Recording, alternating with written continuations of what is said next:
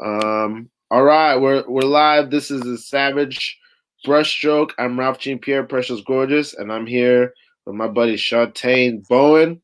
What's up? Shawtane, What up? um, Shawtane Bowen of Netflix's Astronomy Club Astronomy Club, the sketch show. sketch comedy show, a hilarious sketch comedy show with so many great improvisers and from New York City, just like true hometown heroes. We did it. For real, you We did it, definitely man. started from the bottom, and now we're And here. you're, yeah, like I mean, I remember catching what's the homies? Uh, I wanna call him Green Mile, but that's not his name. Who, Ray? Uh, Ray Green. Cordova, right? That's the first thing that popped in my head. You still call Um, him Green Mile. I'm but gonna call him that forever. I remember catching him at Champion, and he was just telling me about the story of how Astronomy Club even got together and made it into the UCB, and I just remember being like, sort of just getting on the what was it the mod team or whatever, just becoming a It was getting on. that, First, it was Lloyd Night. Yeah, we got on Lloyd Night, which is like yes. one step before you do Harold, which is like it's like the main improv house teams. Oh, you guys came on as an improv team first, and Oh yeah, over the skit. yeah. So the way we went into sketch was that we had gotten on. We were the first all black house team, and then we wanted to do a Black History. And you guys got recruited together, which had never happened before. We all had made it on as a team. Like the school, the theater didn't put us together. We put ourselves together, and then we went in and auditioned, the 8 of us. And then after that year, they stopped doing that. I don't know if it's because of us, but yeah, we all got on at the same time as a team, and we kept our name too. So that was cool. This is such a great name to. I just remember my jaw hanging open. This was like because I was still with my indie team, so this was like 4 years ago, and I just remember my jaw hanging open. And then to see when he was telling me that story, and then to see where it's come, and you guys did it exact. I mean, like I'm sure it was.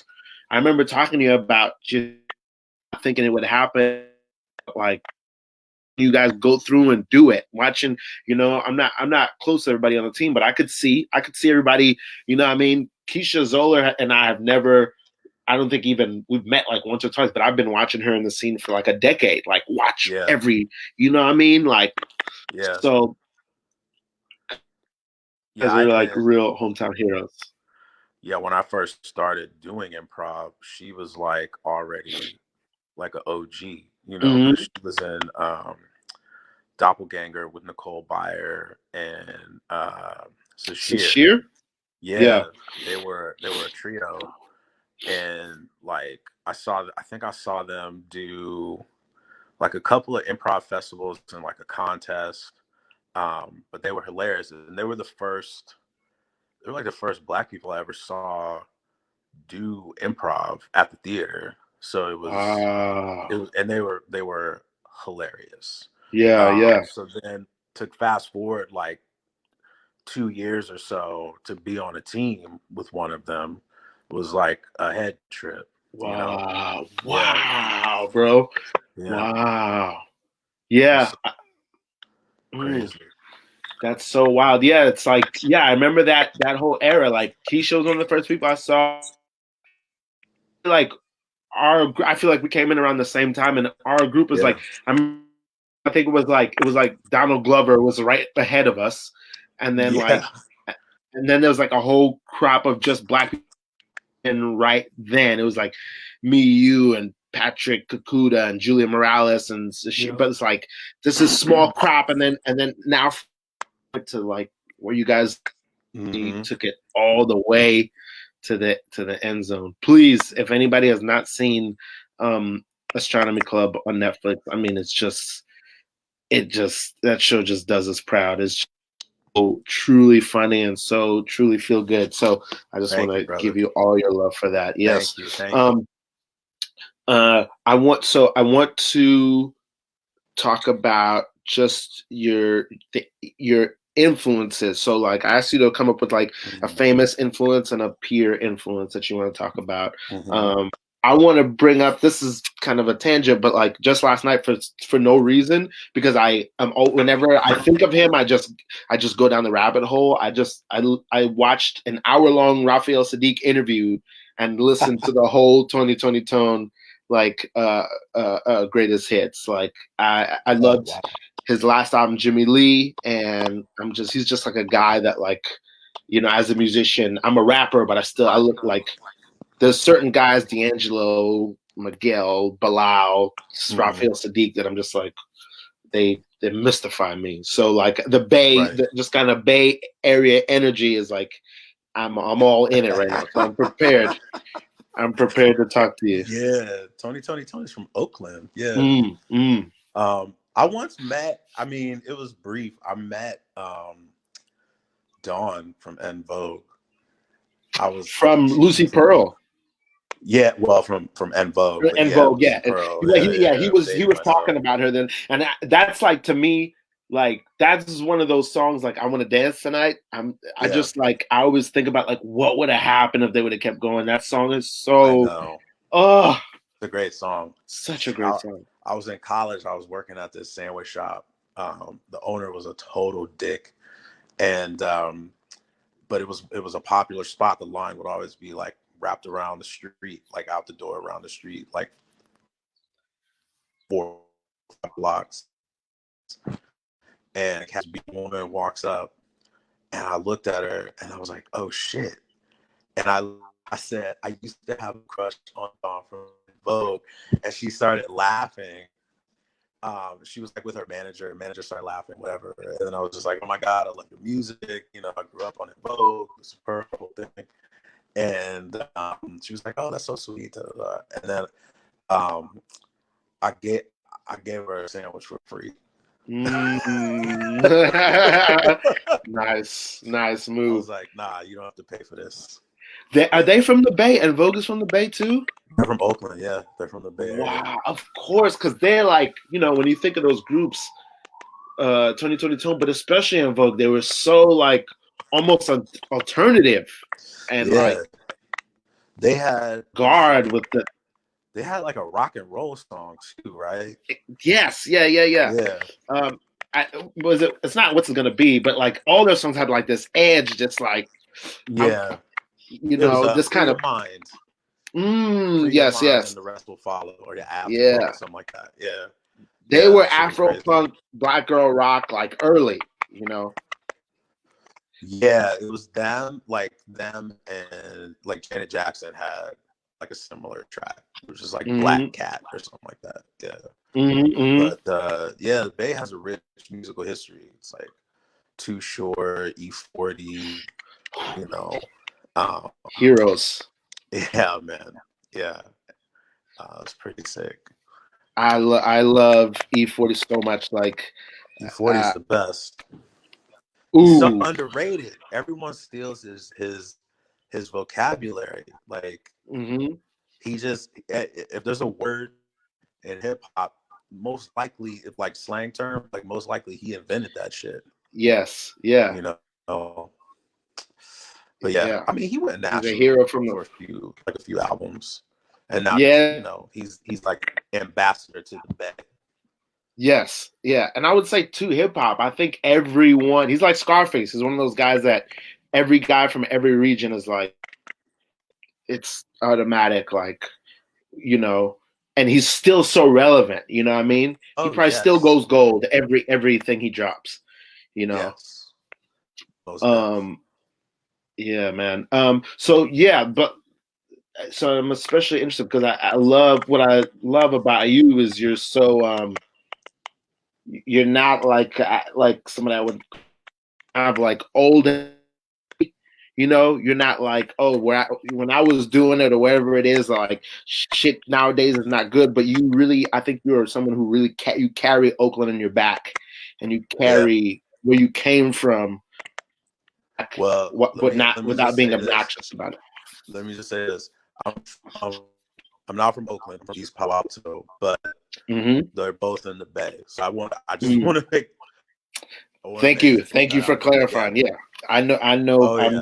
I'm a Brooklyn boy, so I don't know much about that. So thank you for repping your soil, as E40 would say.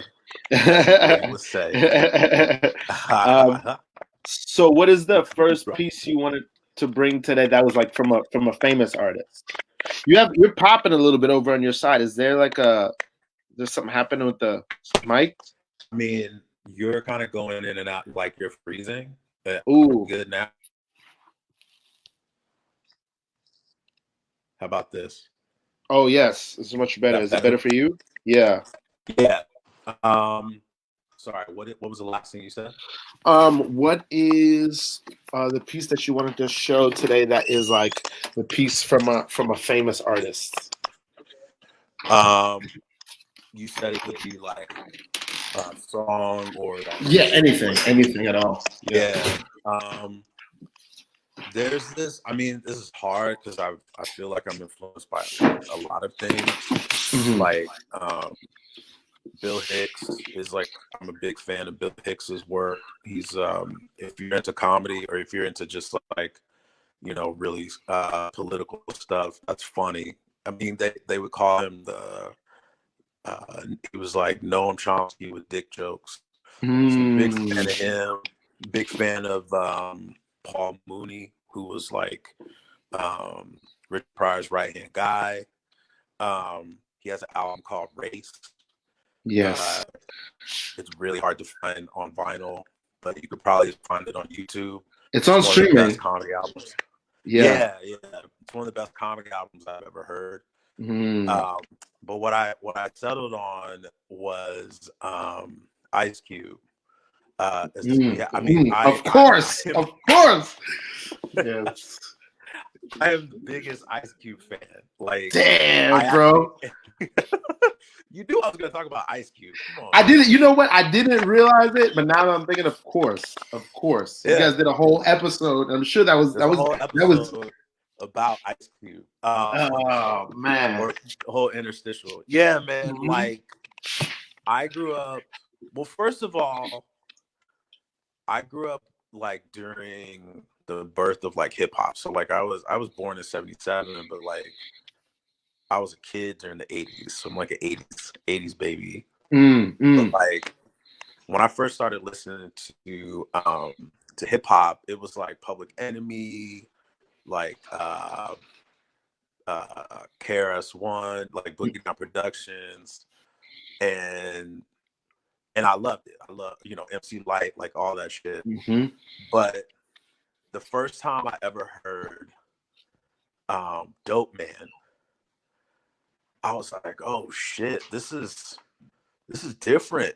This is like the storytelling of it, the beat, the rhymes, just like his cadence, like the vocal quality, his voice. And so I don't know if you know the history of NWA. He eventually like left, right? And he went solo, and NWA started dissing him. And so, he dropped No Vaseline. Yeah. So from the first album, his first solo album, America's Most Wanted, I was in. I'm like, I'm in. Wow. He set it up. He set it up beautifully. Oh, he set it up so like, fuck you, Ice Cube. I mean, that's the chorus of one of the songs. Like, and it was great because he was rapping. He wasn't just rapping to rap. He was the first rapper to kind of mold together or piece together conscious hip hop with street like gangster shit. And he was like the first dude from the West Coast who could actually fucking rhyme. Like, because that was the big knock on like all the music coming out of the West Coast. It was that they had good beats because it was a car culture, right? But the lyrics just weren't. They like West Coast MCs aren't lyrical, Whereas East Coast is nothing but lyrics. To me, Ice Cube was the first like West Coast guy who could go toe to toe with East Coast dudes. And he actually, when he went solo, to the East Coast, and that whole first album was produced Bomb by Squad. the Bomb Squad. Yeah. Who produced Public Enemy. So in between that first album and that second album, he released like a EP, right? And it was like 4 or 5 tracks. Chuck D's on there. It's called Kill It Will. It's great. It's one of my favorites. And he has a song on there called The Product. And basically, I think it's a brilliant song because it basically goes through the life and the life and death of not only himself, the character in the song, but just like young Black men in general. Young Black men growing up in the United States. We're all treated like products on an assembly line. And it's like we all end up in the same place, which is dead or in jail, right? And the way he tells the story is just like it's like watching a movie, you know, and it just was like a reflection of everything that I had either experienced or witnessed growing up in East Palo Alto, and it just really spoke to me. And this was at a time when like production was very a lot of hip hop music production was like very pastiche, like they're pulling a lot of samples and different sounds, like sonically, it just was like complex, rhythmic, melodic, but also complex. Yeah. And that song has all of those elements, and you know, it's just one of those tracks that just like I'll go back to every now and again because it just shows me like what's possible. Like just you can tell a story. Even though I'm not a musician at all. Like so funny, I should have been or a DJ or something because I love music so much. But yeah, I've always loved Ice Cube. I've always loved that song. And like even the bad shit, like I would buy the bad the bad shit with the hopes that it would be good. Actually, I'm just gonna say it now. This last album that he just released, Everything's Corrupt. It's pretty fucking good. Okay. It's pretty fucking good. When it dropped last year, that was the last that I would listen to that driving back and forth between Brooklyn and Vermont. Everything Corrupt is good. I'm gonna check out. I think I tried listening to it a little while ago when it came out because I've always that's the mountain I haven't climbed yet. Like I grew up always hearing that Ice Cube was the guy, and like knowing and I mean, of course, I grew up on Ice Cube, but like I've never really penetrated, especially those first few albums. It was America's Most, The Predator, and those first 3 that everybody loves: America's Most, The Predator, and I forget what it was. Death Certificate. Death Certificate. That's probably I would say Death Certificate is his best one. You know, it's so funny in my apartment. I have a signed Death Certificate. Predator poster. Predator is not one. I did not like Predator when it first came out. But you have the signature. Yeah. Going back to it, it's still not my favorite, but I enjoy it more now. Most of the beats are like produced by Muggs. Okay. It was like they weren't as melodic to me. He's more like an underground. Yeah. But I will say one of my favorite Ice Cube songs is on Predator, which is the first track, When Will They Shoot? That he samples American Me, that kind of like Mexican mafia movie, and then it just jumps into the song, and it's kind of like that Queen's "We Will Rock You" kind of beat, where it's just boom boom boom boom. He's just going hard, It's like political, just like fucking vicious rhyme, hard, just a hard ass beat. But you can still drive to it. Mm-hmm. Yeah. So yeah, that's through line. What's that? Do you see a through line? Because you were just saying, "Oh, going into music because I love music so much." But to us, like Ice Cube really is. He's not even a filmmaking figure. I mean, he's a filmmaking figure, but like ironically, of all things, Ice Cube is really a comedy figure. Like Ice Cube represents a big chunk of American comedy out of nowhere, of all things. You know, I mean, he's maybe the greatest straight man to ever live. You know, and he's a good actor. He's a good actor. Yeah. I was just telling somebody the other day because my go ahead. Yeah, my favorite rapper is Common. And like I was telling somebody the other day how proud I was watching Barbershop 3, which I think might be the best of the franchise, how good that movie was and how he let Common get off. I think did he direct that one? I'm not sure. I think Kenya Barris wrote that though. Right.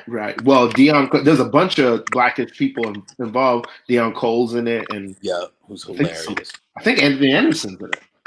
And he's in all three of them.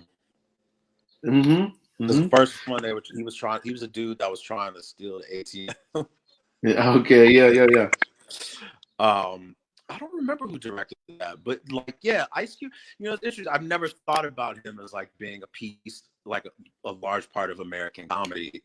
It's so weird because it's like, if you had told me that as a fifth grader, I would have just looked at you like you're fucking crazy. But I mean, because Friday's a classic. I mean, Friday. If you haven't seen Friday, I don't know. You must be an alien or something. Yeah, it's just the greatest. Yeah, Friday's the greatest. And then, I mean, everything he's in, he's like always pretty good. Like even the 21 Jump Street movies, he's pretty funny. I'm trying to think. He's very vulnerable and like and soulful in Barbershop 3. It's like something I haven't seen from him before. Like I was very impressed with his acting in it, and like and I feel like his DNA was all through it, and also he's not in it, but the storytelling in Straight Outta Compton is immaculate. You know what I mean? Great. It's great. It's so good. Shakespearean. You know what's funny? Did you know that Ice Cube and Common had beef? Yes. Oh yeah. The Bitch in You. Okay. Yeah. Yeah. Mm-hmm. You've heard that track, The Bitch in You? Yeah, I've heard that track. Yeah, I'm not. That's not the era of Common that I love. So I'm not like I don't, and I'm not keen on beef that much. So yeah. I've definitely heard it once. I think that's the only battle Ice Cube's ever lost, and I think it's just because, well, one, he never responded, but two, I just think by that time he's just like, fuck it, I'm gonna just do movies. I'm doing movies, like. Yeah. And also, who battles Common? That's like I don't know. He was doing that whole West Side Connection joint, and I don't know. That was a weird time. It was a weird time, people diss it. Everybody, it was just like so ridiculous. Everybody was just dissing. And it was kind of like, I hear so many stories of people being like, I wasn't trying to diss. You know, there's that famous clip, I don't know if you've seen it, of like Corrupt. He's drunk and he's on Vlad and he's just yelling, "Who is Frank White? King of New York is a fucking movie. We don't want your town, New York. We love y'all, New York." Yeah. Like it's so manufactured. Yeah. I'm being loud. Sorry. What's but what is through line? Do you see a through line when you look at from his music and Ice most love for his writing? I would say, do you see a through line from his writing and music to as a filmmaker, as a comedian? Really, are you able to notice something? Do you feel like the things you admired about him there are present there, and are there things that you feel in any way that you've carried over into your work? I mean, that's a really interesting question. I feel like it's definitely more obvious with his first two films because they are very socially conscious. You know, and they're both John Singleton movies. Rest in peace. Boys in the That's Hood Higher and Learning and Boys in the Hood. Yeah. Yeah, which he was great in. And then, you know, I think he tried his hand at some action. Like he was in Triple X or like the second Triple X. And I think he did like the Glass Shield, which I think took place in South Africa. And then he was in like I think he was even in John Carpenter. He did a John Carpenter movie like Ghost of Mars. Yeah. Dude, I'm going Well, he off did the top of the dome with these. Yeah. I'm O. Russell joint. What's that? He did the David O. Russell joint.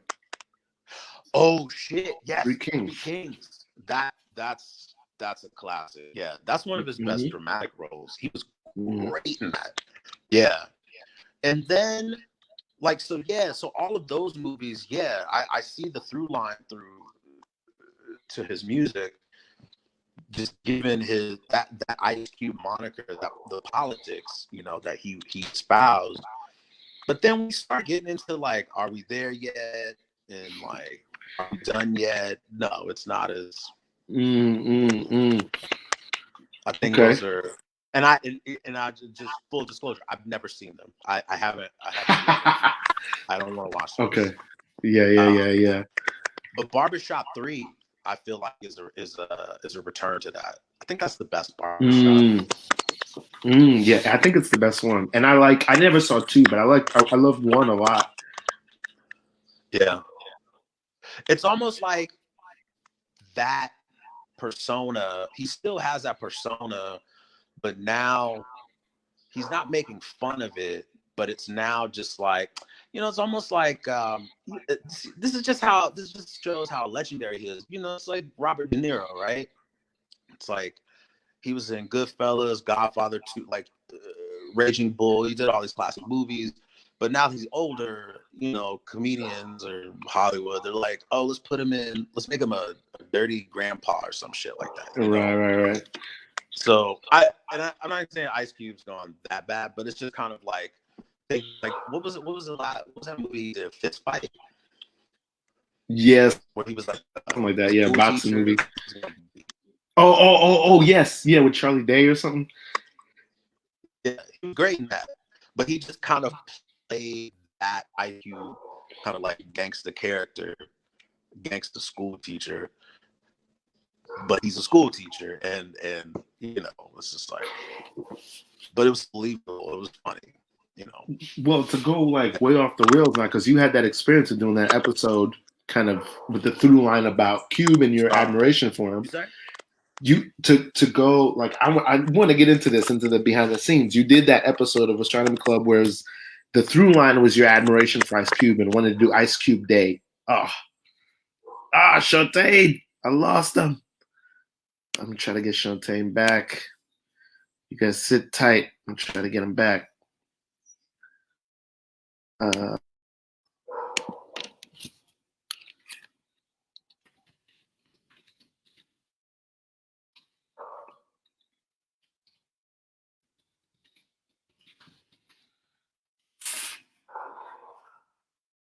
Back. Oh, there he is. Okay. There you are. Okay. Yeah. Oh, okay, great. Yes. So basically, my character, it's me. It's just a exaggerated version of myself. I create a holiday called Ice Cube Day, where we celebrate all things Ice Cube. That's okay. And it was a trip, man, because like I wrote it with one of my writing partners, Gerard Milligan. He's in Astronomy Club, and you know, we wrote it and then we sent it to I guess one of Kenya's people, and they got it to Ice Cube, and he read it and he was like, "Yeah, I'll do it." Um, it was wild, man. It was wild. It was a Did you crazy. get?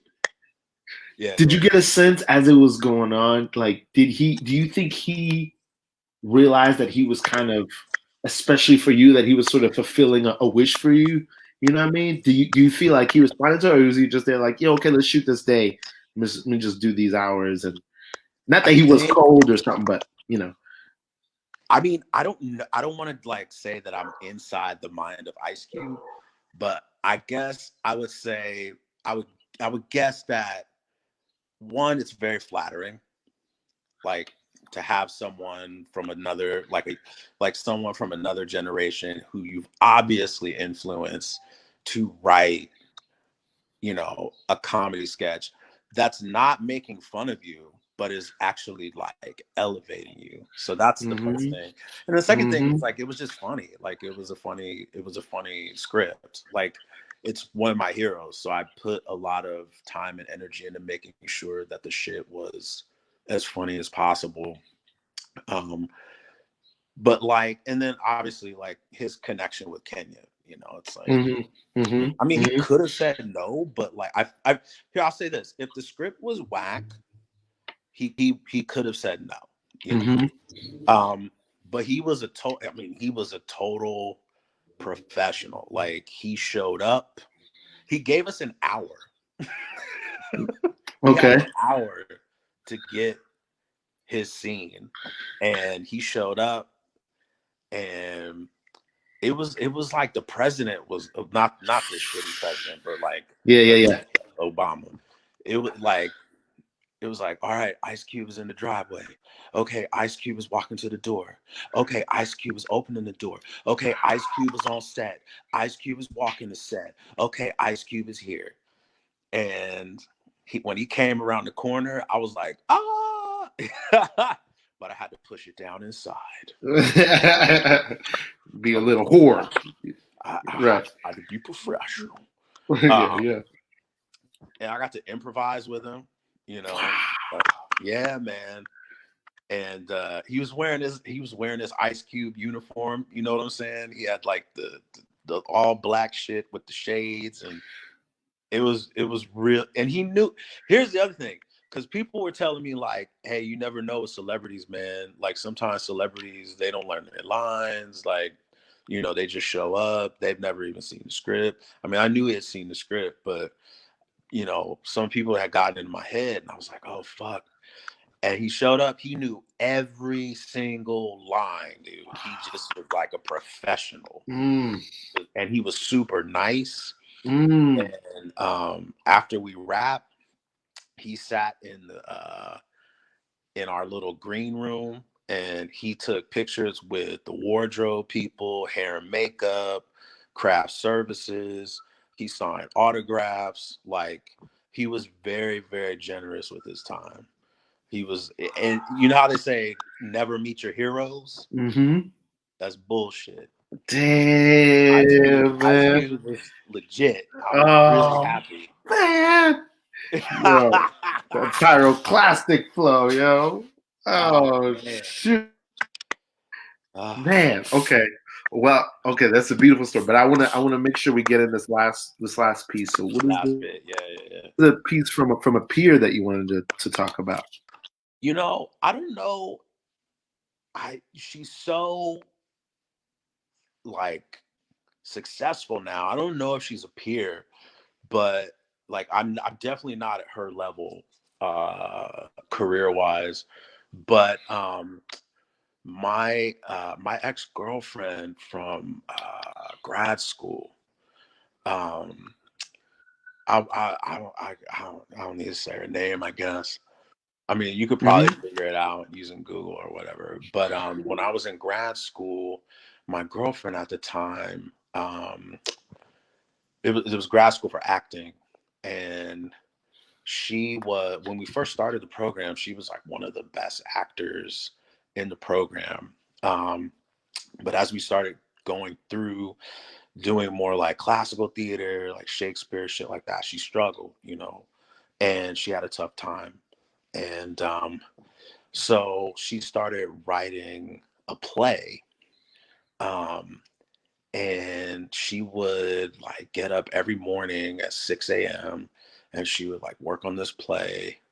And finally she had a first draft of it, and she did a reading of it at school. And it was like it was like a first play. It was, it was a first draft of her first play ever. And it had some moments in it that were like really good, but it was rough. Mm-hmm. And I remember the artistic director at the time, like he pulled me aside in the hallway and he was like, you know, long story short, he was like, she should move on to like write something new. And Okay. but she didn't. She didn't. And for 3 years she kept working on it. We moved to New York. We were living together, and she would go to work every day from 9 to 5, working for Gayle King. She was like Gayle King's like assistant or something like that. Wow. And she hated, she hated. I came home one morning from work, or I came home one night from work, and Gayle King's book was in the trash. Oh Lord. Apparently, Yeah. Gayle was a real asshole. Anyway, Mm. um, every night she would come home, she'd make food, and then she'd lock herself in her room, our bedroom, and she would write for like 3 or 4 hours every night. And she would act out the parts by herself in in the apartment. And she ended up doing a couple more readings, and then she submitted it to this playwriting competition, and she got it. She won. She was one of 3 people to win, and she got mentored by Lynn Nottage, who's like, I think now a Pulitzer Prize winning playwright. And so from that just snowballed into like a lot of success. Um, but she kept hitting this ceiling, right? She couldn't get any of her plays produced in New York. So by this point, we had broken up. Um, but she called me one day, and she was just like, I wrote this play. It's called The Mountaintop. It's about Martin Luther King. And Bro. and she's like, I can't, like, no one will do it. Like, no one will do this play except this one kid you've worked with. And I was like, who? And she was like, oh, this kid named James. He emailed me. He's this director from London, and he's like put together all this money and gotten a theater, and he wants to do the play. And I was like, I know James. James is crazy. This is not our James. This is a different James, a great. Right. And I was like, look, like we talked for a while, and I was like, look, you got to date the people that want to date you. If you're, like everyone was telling her, don't do it. Like, wait for someone in New York to give you a production. Don't go to London.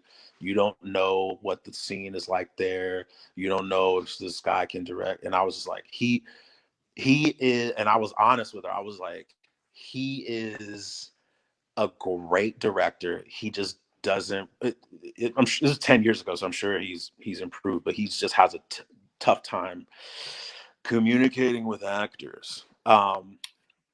So she took a risk, and she went out to London, and they did the play. And I think Woody Allen's like agent or something saw the play. And anyway, long story short, it moved to the West End. She's the first, Black woman to get like an Olivier, like just tons and tons and tons of success. Um, so that's why I'm like, oh, I don't know if we're in the same peer group anymore. But I always tell that story to people, especially if they're like struggling creatively or like hit like a wall, because it's just like what I learned from her is that hard work beats everything. Like, effort is the great equalizer, Mm. and to just never give up, to just never, it just doesn't matter. Like, it's so funny. She never listened to anyone, and it always paid off. And she was so brazen. Like, cause me, I'm like a perfectionist to the point where it can be paralyzing, like debilitating sometimes. Like I've worked really hard, and these like working on that Netflix show really taught me about just like throwing shit out there. Because when you're in the writer's room, you just have to produce. You know, no one wants to wait on you. No one wants to wait on your perfect fucking draft. Like it's it's comedy. You got to just churn stuff out, right? And if it's promising, we'll if it's funny, we'll punch it up even more and make it funnier. So anyway, I always just remember that like she was just very brazen and ballsy. She would book space. She would book like a theater and email everyone, like friends, family, but also like professionals within the industry. I'm having a reading of my new play in 3 weeks. And she will have not written a fucking word. But she would fucking every night, 4, 5, 6, 7 hours, bang that shit out. And it wouldn't be perfect. It wouldn't be like, you know, it wouldn't be production ready, but it just taught me that like she had something to work with. She would get feedback, she would get notes. And what started to happen is that she started becoming present in people's minds. And because she was building a body of work, and she was, more importantly, she was working on her craft. So like I always find inspiration from that, or like when I see people kind of get stuck, I always tell them that about this person, because she just like she just worked her way up. She just outworked everybody, It's so funny that you're telling this story and you're like, she's kind of, because to me, my version of that story is you. You're the story I tell to people. You know what I mean? Jesus. Where I'm like, I knew this, I know this guy. You know how many run-ins we had in New York where you're like, I think I'm about to quit. You're like, I'm just gonna go for a little bit more, and then I'm gonna quit. Over like years and years and years. The last conversation I had with you like a year ago, you're like, yeah, I think it's over. And then next thing I know, you're on Netflix. You know what I mean? But you just were like, I'm just gonna do a little bit longer. I'm just gonna do a little bit longer, then I'm out. You know? That's what's so crazy, because like I was like, I want to quit, but let me you know what? I just kept showing up. I just kept showing up. And it's so funny because like I got cut before we even got the show. I got cut from Herald Night. Like I'd been on house teams at UCB for like 5 years, and I'd been on Herald Night for 2 years. And I just say I was fucking miserable. Like I was like, they had closed the Chelsea Theater, which for those of you who don't know, was the legendary theater that all the great comedians of that generation came out of. I've been wanting to perform there for years. It's like the place everyone wanted to perform. Did you get to perform there? I got to do Herald Night there for about a month and a half before. Damn. Yeah. And I had 2 shows that fucking crushed. I had 2 shows that I like fucking crushed. And then the rest was like jitters, nerves. And then we moved to Hell's Kitchen, which is like, it's just and I loved my teammates. Like my teammates were like super cool. They were very supportive, but my heart just wasn't into improv. And I just never felt, I don't know. When you see people that you respect and admire and they're able to do something and you wish you want to do it that well. You want to reach that height, but you just can't. Let me assure you that myself and many other people feel that way about Astronomy Club. We'll go ahead. Well, that's crazy. But yeah, thank you. True. Yeah. I think the one thing, and I'm still working through this, but I think the biggest thing I learned at UCB and being on a house team is that all you have is yourself. You can only be you, the best version of you. And what I mean by that is I think all the time I spent there, I aspired to be like someone else. Mm-hmm. And because of my background and how I grew up and my experiences, I just wasn't brave enough to carry that with me and share it, because I was very protective of it. Because it was something that just like, I don't know, it just was so different, that I could never, in an improv setting, it was hard for me to open up and share that. So then I would be trying to do, improv like other people, not rather than letting myself be myself. I was trying to be something else. Yeah. It's so funny.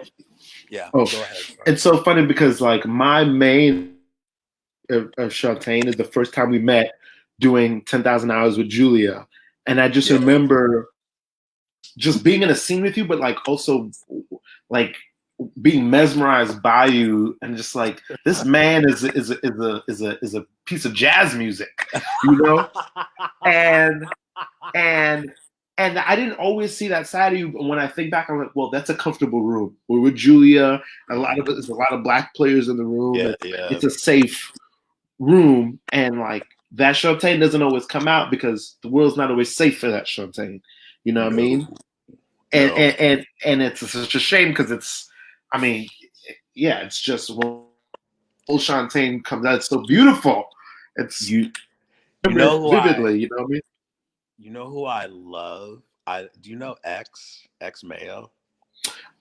People talk to me about her all the time. We're like, in adjacent scenes. Because I don't deal with UCB that much. So I don't know the great people over there. I don't know anybody over there. The last show that I saw, because I haven't been back to the theater in like almost a year. I went back to do a friend's kind of like bit show, but I haven't been back since I got cut, really. And I'll probably never go back. But the last Herald night that I was at, this is before she got her writing job she's at the Daily Show now. But I just remember watching her, and she was unapologetically Black. It's like she wasn't stereotypical. She wasn't shucking and jiving. She just was like herself. And I just was like, I love it. This is, I was like, fuck. Yes. Yes. Just, and for me, not to say that I would like, I'm hiding my Blackness, because I just, that's not something you could do. But it's just like, there was a level of anxiety over, are they going to get this reference? Are they going to understand what I'm talking about? Or is this too dirty? Is this too dark? I grew up on a lot of like I said, Bill Hicks, Paul Mooney, Richard Pryor. Like, there ain't a lot of Richard Pryor improv out there. That's sad, isn't it? That's sad, isn't it? Yeah. Yeah. I mean, that's like one of the things I love about you is that you do represent that. And the thing I love about Astronomy Club that you guys give to each other is like that Shawtane that I remember from that day at 10,000 Hours. That's the Shawtane I see in Astronomy Club. And I'm so thankful that you guys found each other to be that sort of that safe place for each other, because that, you know what I mean? Like, that's so dope. Yeah, I'm gonna, unless you have something else to say, I'm gonna end that right there. You've been so generous with your time. Brother, I love you, man. It's good to see you. I'm glad you're safe. I'm glad, you're still creating. You're one of the artists I really respect, man. Like, just from the cross country Shakespeare to the music, to your pursuit of truth in acting. It's beautiful to see. Oh man, that means so much. I love you, man. Thank you so much. And this has been such a dope episode, man. Be well, be safe up there teaching in Vermont, and Will all the do. best. All right. West Side.